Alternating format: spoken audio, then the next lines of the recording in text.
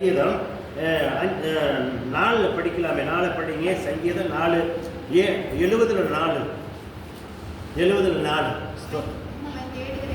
உம்மை தேடுகிற யாவரும் உம்மில் மகிழ்ந்து சந்தோஷப்படுவார்களாக.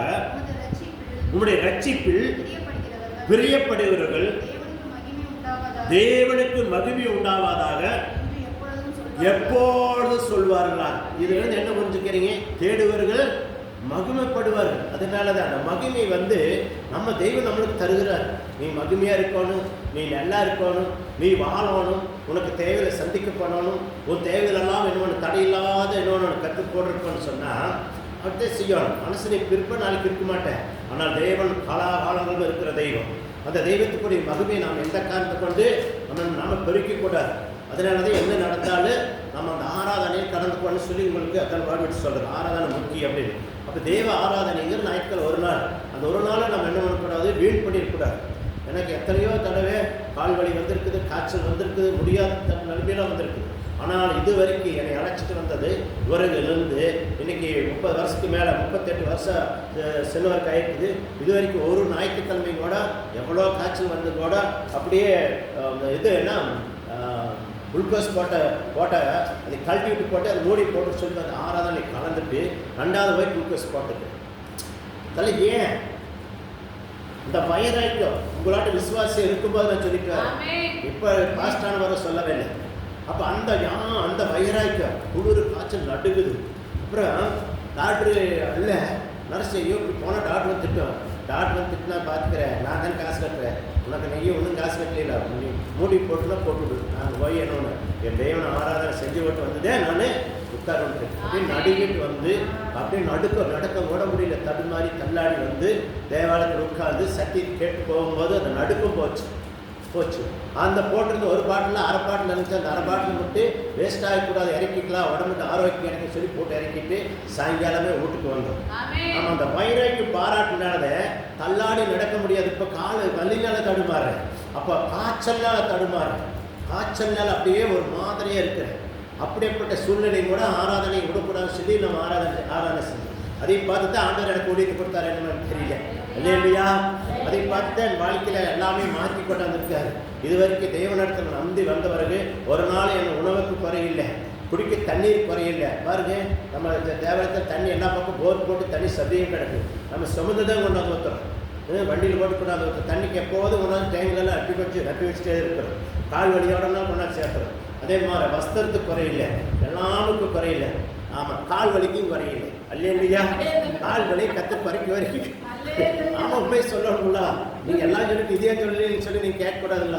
கால் வரைக்கும் குறையில, எல்லாமுக்கும் குறையில்லாத வச்சிருக்காரு ஆண்டவர். கற்று மாற்ற வரைக்கும் பொறுமையை தான் கையாளணும், சரியா? அப்போ அந்த வசனம் என்ன சொல்லுதுன்னா, நீங்கள் கர்த்தருக்குள்ள மகிழ்ச்சி இருக்கும்.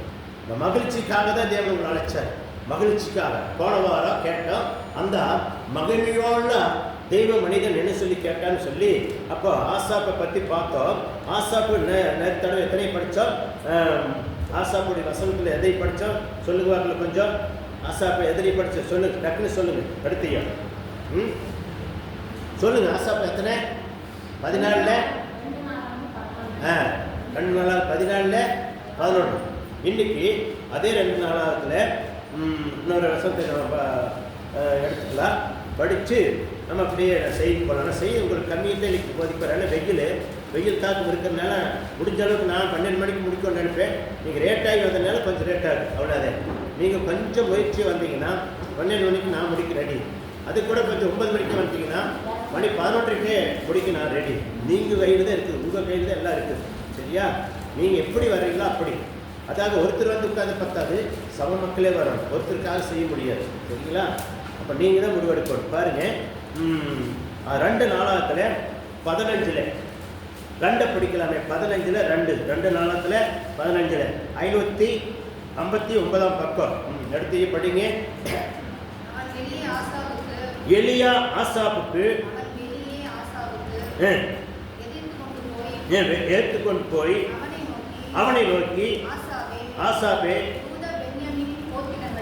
யூத பென்யமீன் கோத்திரங்களில் சகல மனுஷரே கேளுங்கள், நீங்கள் கர்த்தரோடு இருந்தால் அவர் உங்களோடு இருப்பார்.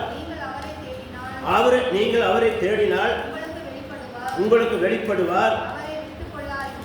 அவரை விட்டுக் கொள்ளாதீங்கள், அவர் உங்களை விட்டு விட. என்ன சொல்லுது? விட்டு விடுவாரா இல்லை நீங்கள் போனாலும் கூட சேர்த்துக்கொள்ளலாம்னு சொல்றாங்க. நீங்களே சொல்லுது. வசனம் என்ன சொல்லுது? நீங்க விட்டுட்டீங்கன்னா அவர் விட்டுருவார். யாரை தேடுவார்? அறியாத மக்களை அவங்கள தேடி தேடி போவார். உங்களுக்கு சத்தியம் சொல்லி கொடுத்தாச்சுன்னா நீங்க விட்டுட்டீங்கன்னா கர்த்தர் விட்டுட்டு போயிடுவார். சாக்கு போக்கு சொல்லிட்டு இருந்தீங்கன்னா இருக்கிற ஆசீர்வாதம் குறைபடுது, நம்ம வாழ்க்கையில் குறைபடுது, குடும்பத்தில் பிரச்சனை மேல பிரச்சனை வந்து கொண்டு இருக்குன்னா நீங்க விட்டுட்டு போனாலும் கர்த்தர் விட்டுட்டு வந்துட்டார். அவ்வளவு விஷயம். நீங்க விடாது இருந்தீங்கன்னா ஆசீர்வாதம் நாளுக்கு நாள் கர்த்தரை நம்பி வந்து செழிப்பானது இருக்க வழியா கெட்டு போவான்னு வசனம் சொல்லவே இல்லை. அப்ப செழிக்காதபடி குறைபடுற காரணம் என்ன? நீங்க விட்டுட்டீங்கன்னா கர்த்தர் விட்டுருவார். அதனாலதான் ஆசாப் சொன்னா மனசனை அப்ப மனசன் பாருங்க மேற்கொள்ளாதபடி அவன் தேவனே உண்மை மேற்கொண்டான்னு சொல்லி அவன் செழிச்சான். நீங்க என்ன சொல்லுது? உன்னை நீ விட்டுட்டு போனா தேவன் உன்னை விட்டு விட்டு போயிடுவார். அதான் விஷயம்.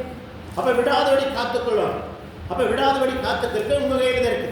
நான் சத்தியத்தை சொல்லிக் கொடுக்க வேண்டிய என்னுடைய கடமை. நீங்க ஏற்று நடக்கிறது நடக்காது உங்களுடைய கடமை. நீங்க தான் உங்களுடைய வாழ்க்கையை அமைக்கிறது அமைக்காது இருக்கிறது உங்களுடைய கடமை. ஒருத்தருக்கு ஒரு திருமணம் பண்ணி நல்லா வாழ வைக்கிறது அவனுடைய கடமை. அவன் என்ன செய்யணும்னா தாய் தாப்பனும் ஒத்துழைக்கணும், அவனும் நல்லது எதுவும் தேர்ந்தெடுக்கணும். ஆமா, அழகா சாத்தான் வந்து அழகாக காட்சி கொடுத்து பாதாளத்தை கொண்டு பார்த்தாலும் அழகா கொண்டு போவேன், கொண்டு போய் அப்புறம் கமுக்க நம்பிக்கிடுவேன். கமுக்கன்னு வர கொஞ்ச நேரம் கழிச்சு தெரி அப்ப 2 பேருக்குள்ள போராட்டம், கீரியும் பாம்ப சண்டை போடும் போதும் தெரி ஐயோ அப்ப உன்னை நம்பி வந்தனே இப்ப நான் படாத பாடு படுறேன்னு சொல்லி இவன் சொல்லுவான். அவ சொல்லுவா உன்னை நம்பி வந்தனே நான் படாத பாடு படுறேன் அப்படின்னு சொல்லுவான்.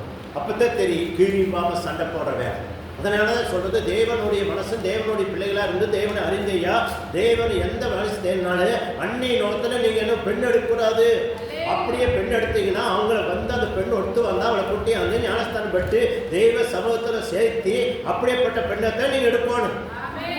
அப்படியேப்பட்ட பெண் எடுக்கலைன்னா கர்த்தருடைய காரியத்துல நீங்க என்ன பண்ணுங்க தோல்வி நிறைய சந்திக்க வேண்டியது வந்துரு. அப்புறம் கல்யாணம் முடிச்சு வந்தவருக்கு கொஞ்ச நாள் கழிச்சு பாம்பு கீரியுமாக சண்டை போட்டுக்கிறது அப்ப நம்ம கூட்டிட்டு போவோம். அந்த மந்திர வீதி கிட்ட போகலாம், இந்த மந்திர வீதி கூட்டிட்டு போகலாம், இந்த சாமியார்கிட்ட கூட்டிட்டு போகலாம், அந்த சாமியார்கிட்ட நீ சம்பாதிக்கிற காசுல சாமியார்களுக்கும் மந்திர வீதிகளுக்குமே சோசியாருக்கே போயிட்டு இருக்கு. அப்புறம் எப்படி நீ முன்னேற போற?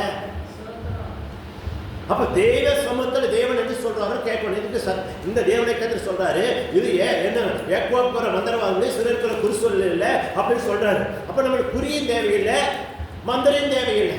நீ தெய்வத்தை நம்பி தேவ சமூகத்தில் உட்கார்ந்து அழுது புலம்பி தேவனிடத்துல அப்பா கேட்டு அந்த காரியத்தை செய்யும் போது தேவன் நினைக்கிற இணைப்பு பரிசுத்த இணைப்பு, காலாகாலங்கள் கத்தர் காக்கிற இணைப்பு. அவர் காத்து உன்னை ஈர்த்து வேத்து மக்கமாக மருமக்கமாக எடுத்து கூட நீ என்ன பண்ண கம்பீரமா நடப்ப, கம்பீரி நட போடுவே, கம்பீரியான நடந்து அதுல ஆசீர்வாதமா இருப்பாய். அந்த ஆசீர்வாதத்தை பெற்றுக்கொண்டு உங்க சந்ததி பெறுகிறத நீயே கண்ணா காப்பாய். ஆமென். நாம தான் முடிவெடுக்கணும். நாம முடிவெடுக்காதபடி எப்படியோ வாடி வயசுல எது கிடைச்சாலும் ஓடி போய் விழுந்துடக்கூடாது. அதுதான் உங்களோட கருத்துல அர்ப்பணிக்க நான் சொல்றேன். ஆமென். சிம்சோன் வாய் தாயோ தாப்பனுடைய பேச்சை சொல்லிப்பட்டு அம்மளை தூக்கி முத்தம் கொடுப்பட்டு இறக்கி ஓடிட்டான். அவன் கண்கள் குருட்டாக ஆட்டப்பட்டது. அப்ப போன அழக சுந்தரி பார்த்து ஓடுற அந்த அழகை பார்த்து போனோன்னு கொஞ்ச நாள் கழிச்சதை சொல்லுது அழகு என்ன பண்ண அவனுடைய வாழ்க்கைக்கே பக்கத்தை கொண்டாட்டான். புரிஞ்சு கொள்ளணும் அந்த நிலைமை எந்த அவனுடைய வாழை பிள்ளைகளுக்கு வந்துடக்கூடாது. அதுதான் என்னுடைய ஆசையல்ல. ஆமா, பெத்த தாய் தாப்பனு கொஞ்சம் சொல்லி கொடுக்கணும் குழந்தைகளுக்கு. ஆமா, பொண்ணு அழகா இருக்குன்னு போய் வந்துடக்கூடாதுங்க. தேவன் அழகில்லாத கூட அழகான குழந்தைய அழகான பெண்ணை கொடுப்பார், அழகா இல்லாத பையனை கூட அழகப்படுத்துவார். தேவன் 16,000 சிறந்தவர். அவர் படைத்த தேவனுக்கு தெரியுமில்லோ உன்ற வாழ்க்கை எப்படி வாழ வைக்கணும் என்ன பண்ணணும் தெய்வத்துக்கு தெரியாத ஒண்ணுமில்லை. நீ தேவனுக்கு ஒப்பு கொடுத்து வேத படிச்சு அதிகமா ஜெபம் பண்ணிட்டு போய்ப்பாரு. கர்த்தர் செய்யற காரியம் அதிசயமான காரியங்களா இருக்காமே. அல்லேலூயா. பாருங்க இப்ப இங்க எதை படிச்சா அதுல எத்தனையில 15ல இன்னொரு கதையை படிங்க. யார் படிக்கிறியா? படி. அவன் வெளியே அவனை நோக்கி ஆசாபே யூதா பெண்மேல் கோத்திரங்களே சகல மனுஷரே கேளுங்கள், நீங்கள் கர்த்தரோடு இருந்தால் அவர் உங்களோடு இருப்பார். நீங்கள் அவரை தேடினால் உங்களுக்கு வெளிப்படுவார். அவரை நீங்கள் விட்டீர்களா ஆகியால் அவரும் உங்களை விட்டு விடுவார். அப்புறம் ஒன்று போய் விட்டுறது எத்தனை எல்லாம் பேய் உடச்சா அத்தனை பேய் ஒன்று போய் ஒன்று வேலை எவ்வளோ கூட்டிகிட்டு வரு. எத்தனை கூட்டிகிட்டு வரு? அங்கே போய் என்னென்னலாம் ஆனேன், சாத்தானு சொன்னேன், பேய்கள் சொன்னேன், பிசாசுன்னு சொன்னேன். இப்போ வந்துட்டியாட மகனே வா அப்படின்னு சொல்லி கொஞ்சம் அழகாக காட்டி உன்னைய நல்லா வசப்படுத்தி உனக்கு கொடுக்க வேண்டியதெல்லாம் அலங்காரம் நல்லா பொட்டு பூவோட வச்சு அலங்காரப்படுத்தி உன்னைய பக்குவப்படுத்தி அங்கே நல்லா உணவை கொடுத்து பக்குவமாக உட்கார வச்சு அப்புறம் அப்புறம் தான் உனக்கு நல்லா மாற்ற எடுத்து கரெக்டான மாற்ற கொடுத்து அந்த மாற்ற எடுத்து அப்படி தான் அடிப்பேன். டம்மடக்குன்னு அடிப்பேன். அப்போ அடித்த வரதான் தெரியும், ஐயோ இந்த டம்மனாக்கு என்னடா பண்ணுதுன்னு அப்புறம் தான் போய் அப்புறம் அழுது என்ன பண்ணுறேன் பெஸ்ட்டாக போயிடுது. அப்புறம் நீங்கள் எத்தனை மந்திரத்தை பார்த்தாலும் முடியாது, உலகத்தில் இருக்கிற எங்கெங்கெல்லாம் போய் பார்த்தாலும் முடியாது.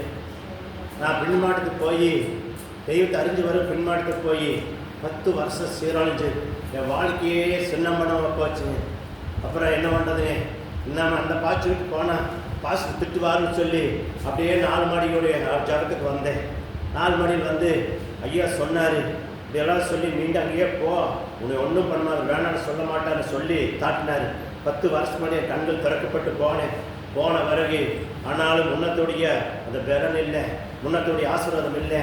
எல்லாம் போன ஆசீர்வாதத்தை திரும்பி கிடைக்கிற கஷ்டம். அதில் பாதி வயசு போயிடுது. என்ன நம்பிக்காட்ட என்ன 120 வருஷம் 150 வருஷம் 200 வருஷமாக கொடுக்க போகிறாரு, 207 வருஷமாக கொடுக்க போகிறாரு. இன்னும் கம்மியான வயசில் போடுற தள்ளாடி தடுமாறி அப்புறம் அதில் அணை கட்டி சரி பண்ணுறது அப்படியே ஒரு 10 வருஷம் போயிடுது. 20 வருஷம் வாழ்க்கை வெட்டியாக போச்சா. அப்புறம் கொஞ்சம் கிடைச்ச வருக ஒரு சந்தோஷம் வாழ்க்கை கொஞ்ச நாள் ஓட்ட முடியும். அதுக்கு முன்னையே சரியாக இருந்தால் அதெல்லாம் இல்லாதபடி நல்லாவே என்ன பண்ணலாம். போகும் வழி அருமையான பாதையில் போய் கொண்டிருக்கிற பாதை சூப்பராக பாதையாக இருக்குது. அது நீரோட்ட பாதையாக இருக்குது, அது பசுமையுள்ள பாதையாக இருக்குது, அந்த பசுமையான தோட்டத்தில் நம்ம வாழுகிற பாதையாக இருக்குது. அந்த பாதையில் போகும்போது பசுமையான தோட்டத்தில் நல்ல கனிகளை சாப்பிட்ற பாதையாக இருக்குது, சமாதானத்தின் பாதையாக இருக்குது, சமாதானத்தின் சந்தோஷத்தின் தேவன் கொடுக்குற பாதையாக இருக்குது. அதை நாம் விட்டு ஓடாதபடி தங்களை தாழ்மையானவர்களெல்லாம் நான் வேண்டிக் கொள்கிறேன். நானே அல்லேலூயா வாய்க்கிறேன் சொல்லி கொடுக்குறேன். கர்த்தருக்கு ஸ்தோத்திரம். சரி, இன்ன வரைக்கும் உங்களுக்கு ஆலோசனை அறிகுறி சொன்னேன். நம்ம செய்திக்கு போகலாமே, கர்த்தர் உங்களை ஆசீர்வதிப்பார். எப்பவுமே அறிகுறி சொல்லித்த செய்திக்கு போகிறது பழக்கம், நம்மளோட பழக்கம். ஏன்னா உங்களுக்கு ஆலோசனை நிறைய தேவைப்படுகிறது. ஆலோசனையில் திருச்சாவே சீர்கட்டு போல சொன்னதுனால உங்களுக்கு ஆலோசனை கொடுத்தது. கர்த்தருக்கு மகிமையாட்டு. சரி, இப்போ நம்ம படிக்க போகிறோம் சங்கீதம் 37:4. இது செய்திக்கு இன்னும் போயிட்டு இருக்கிறோம். படிங்க. சங்கீதம் 37:4 692 பக்கம் எடுத்து மடமன் படிங்க. கர்த்தரிடத்தில் மனமகிழ்ச்சியது அவர் உன்னுடைய இருதயத்தின் வேண்டுதலே உனக்கு அருள்சுவர். கர்த்தரிடத்தில் என்ன மகன மகிழ்ச்சி. அப்போ உன்னுடைய இருதயத்தின் வேண்டுதலை எல்லாம் உனக்கு அருள் செய்வார். இதுதான் முதல் தலைப்பு. செய்தியை வந்து புரிஞ்சுக்கோங்க. கர்த்தர் உங்களை ஆசீர்வதிப்பார். அப்போ மன மகிழ்ச்சியோடு நீங்கள் என்ன கேட்குறீங்களோ அதை கர்த்தர் தருகிறதுக்கு அவர் வல்லவராக இருக்கிறார்னு சொல்லி இந்த வேதம் சொல்லுகிறது. ஏசாயா 27:3 830 பக்கம் பழைய ஏற்பாடு எடுத்துக்கோங்க. சீக்கிரம் அடிச்சிங்கன்னா 10 நிமிஷத்தில் உங்களுக்கு நான் முடிச்சு விடுவேன். நீங்கள் எடுக்கிறது தான் இருக்குது, நீங்கள் நேரத்தை போக்கடிக்காது. 27:3 ஏசாயா, கர்த்தராகிய நான் அதை காப்பாற்றி அதுக்கு அடிக்கடிக்கு தண்ணீர் பாய்ச்சி அதை ஒருவரும் அதை சேதப்படுத்தாதபடிக்கு அது இரவும் பகலும் காத்துக்கொள்ளும். இதான் தேவன் சொல்லுகிறது. நீ மனமகிழ்ச்சியோட தேவனை தொழுது கொண்டால், மனமகிழ்ச்சியோட தேவாலயத்துக்கு வந்தால், வெயில் தாக்கு நீ ஒன்றும் பண்ணா, வெயிலால சேதப்படுத்தாது. தேவனை நம்பி வந்த ஒரு விதனாலும் செய்தாக. அப்போ உன்னைய அடிக்கடிக்கு நீர்ப்பாய்ச்சி உன் வாழ்க்கையில உன்னை காத்துக்கொள்ளும்படி தேவ சமூகத்தில் நல்லா வந்து உட்கார்ந்து ஆராதனை செய்யணும். என்னோட பாசனம் நம்ம போய் சொல்றான்னு நினைக்கக்கூடாது. வேதம் சொல்கிறது உங்களுக்கு நான் சொல்லிக் கொடுத்துறேன். அதை ஏற்றுக்கிறத ஏற்றுக்காது. உங்களுடைய மனசு, உங்களுடைய காரியம், உங்களுடைய சரிவு, உங்கள் வாழ்க்கை. ஆமென். அல்லேலூயா. உங்களை கொடுத்து இழுத்து பிடிச்சி உட்கார வச்சால் உட்கார மாட்டேங்க. நீங்கள் மனம் திரும்பி உட்கார்ந்த உங்கள் வாழ்க்கை ஆசீர்வாதமாக இருக்கு. நீங்கள் மனம் திரும்பாட்டா உங்களுடைய ஆசீர்வாதம் என்னமா இருக்கு. அப்படியே நான் அதில் படிச்சுமே ஆசா 2:4-15 படிச்சுவேன். அந்த கோபத்தை இருக்கு.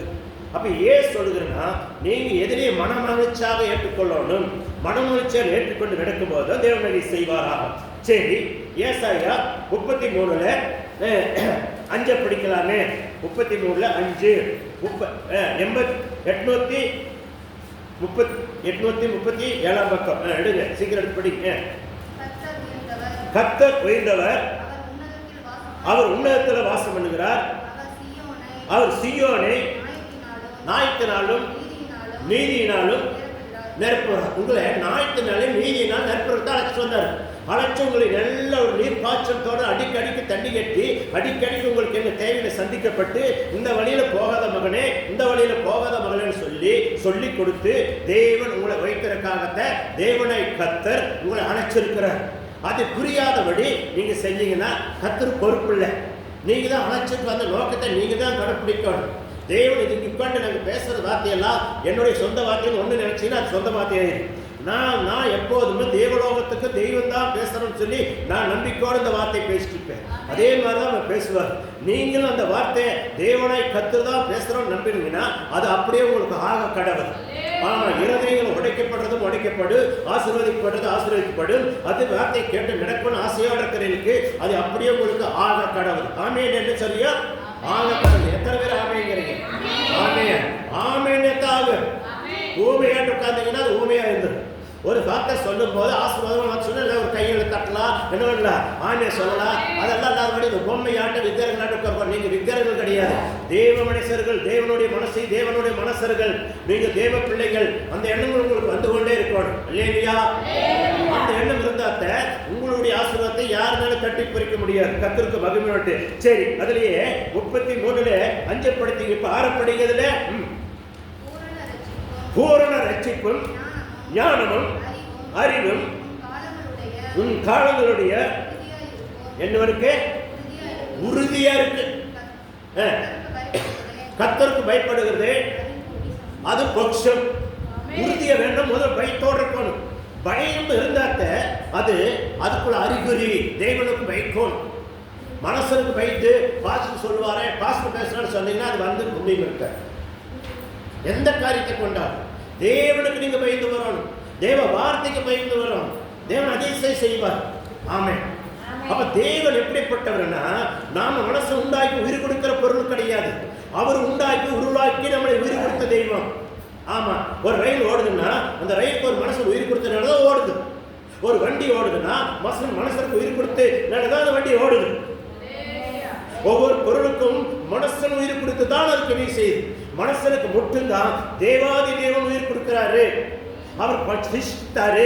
அவர் படைத்த ஜீவனை நம்மளுக்குள் ஊதினாரு. அந்த உயிர் நம்மளுக்குள் இருக்கிறதுனால நீங்க ஒரு உயிர் உண்டாக்கலாம்ங்கிறதோடதான் வேதம் சொல்லுகிறது. ஒரு கல்லை பார்த்து அதுக்கு அது உயிர் உண்டாக்கலாம். அது மனசன் கொடுக்கிற உயிர். ஆனா வானத்தையும் பூமி படைத்த உயிர் கொடுக்கிற உயிர் உங்களுக்குள்ளும் எனக்குள்ளும் இருக்கிறதா தேவன் கொடுத்த உயிர். இதை புரிஞ்சுக்கொள்ளணும். அதனாலதான் நம்மளுக்கு இவ்வளவு சக்தி இருக்கிறது. எதையும் பண்ணக்கூடியது.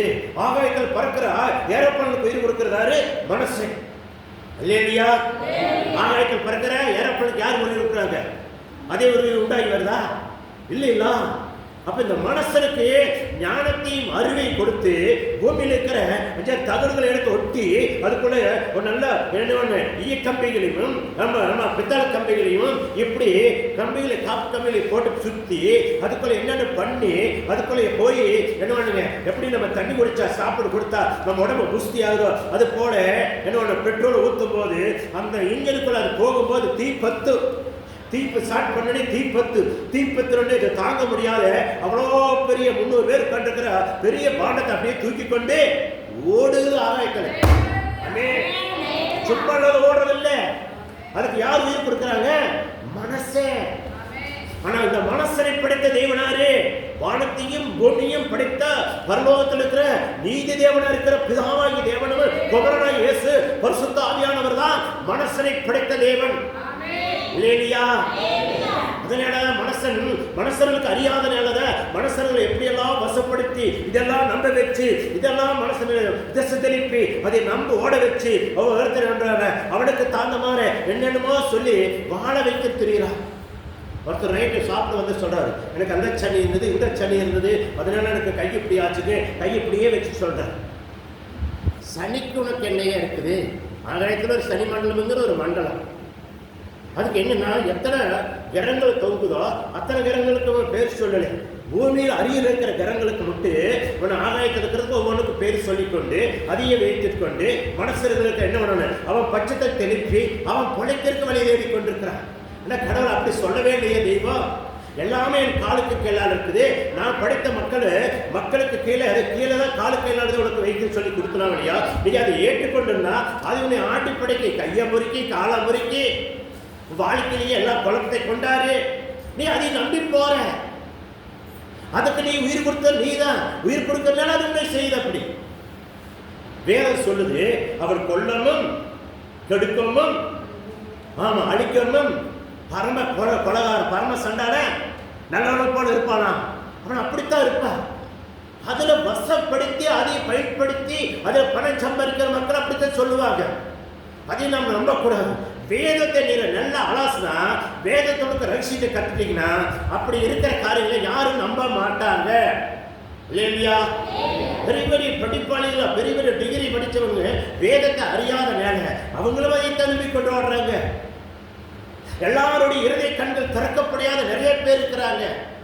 திறந்த மட்டை மட்டும்தான் அது தெய்வத்தை தேட முடியும், எல்லாரும் தேட முடியாது. அப்படிப்பட்ட தெய்வத்தை தான் நீங்களும் நானும் ஆராதனை செய்கிறோம்.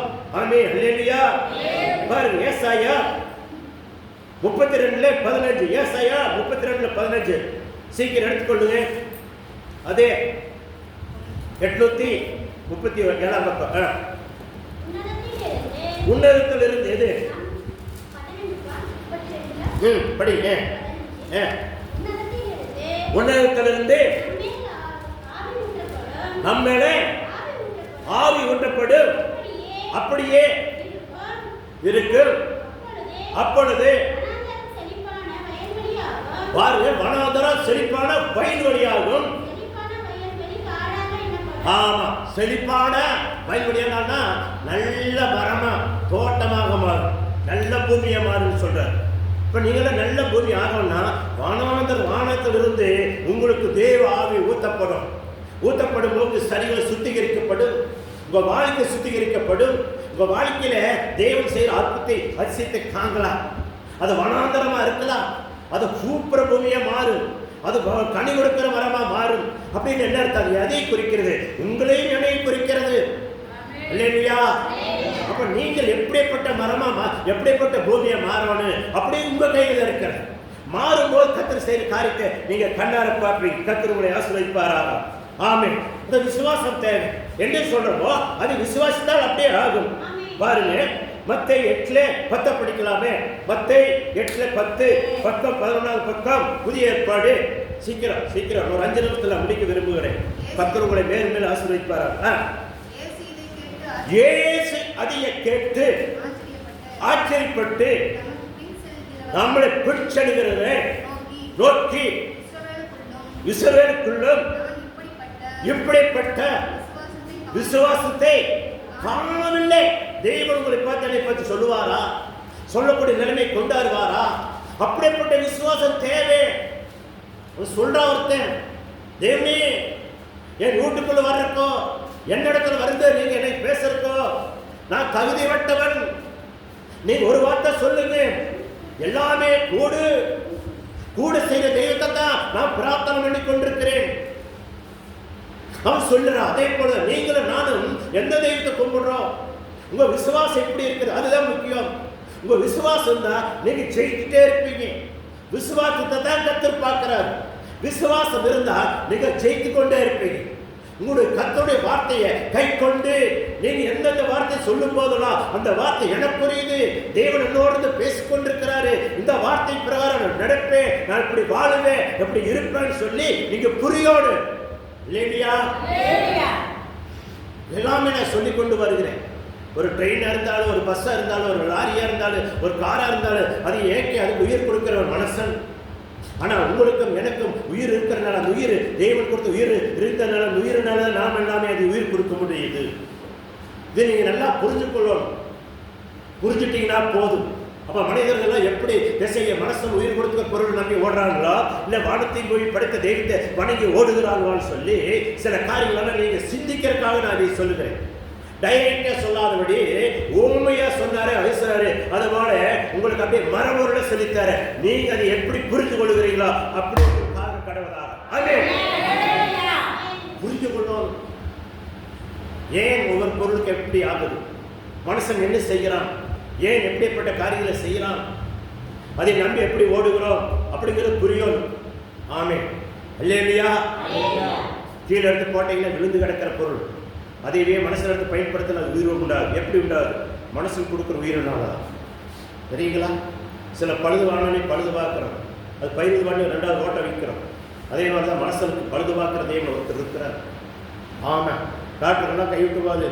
இன்னும் இடத்துல இன்னும் என்ன வாங்க, நீங்கள் எந்த தெய்வத்தை கூப்பிடுறையோ அந்த தெய்வம் பார்த்து உன்னை காப்பாற்றினான்னு சொல்லுவாங்க. இப்போ அந்த தெய்வ மனசருக்கு தான் மீண்டும் நம்மளுடைய பழுது பார்க்கப்பட்டு மீண்டும் பிழைப்போம். அந்த தெய்வம் கைவிட்டுட்டாருன்னா பழுது பார்க்காதபடி கண்ணை மூடி இருக்கும். உண்மை இல்லையா? அப்ப என்ன அர்த்தம்? மனசன் உயிர் கொடுக்கிற பொருள்லாம் அதே போலதான். புரிஞ்சுட்டீங்களா?